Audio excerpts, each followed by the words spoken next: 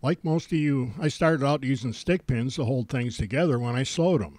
And they will actually hold things together, but it's how they did it that wasn't helping me out much. Then I found the Magik Clips.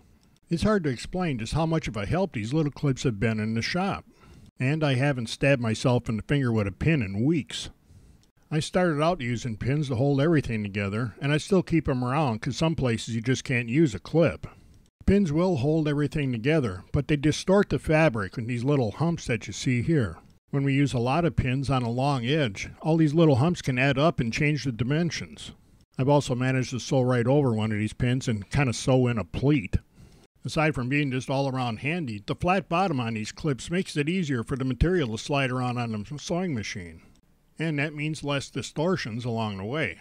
My hands just aren't what they used to be, but opening the Magik Clips is easy. And they open far enough to accept the multi-layer fabrics that I use all the time. I can use as many of these clips as I want, and they don't distort the fabric at all. But they get a good grip on the fabric. Once I get a few of these Magik Clips in place, the fabric is not moving. The tapered front end on these clips lets me run them closer to the needle so we get rid of some of the shift that can happen when we take pins out. I know people stitch right over pins, but that's not a good idea, and you can't do it at all on a serger. And I use the serger a lot, so finding these Magik Clips has really helped me out. This is a padded separator that I have to make for all of my wing bags. I can use a bunch of Magik Clips around the edges to hold the padding in place, and then I can stitch around the outside. It used to be tough to get this straight with that padding in between there, but since I got the Magik Clips, it's easy.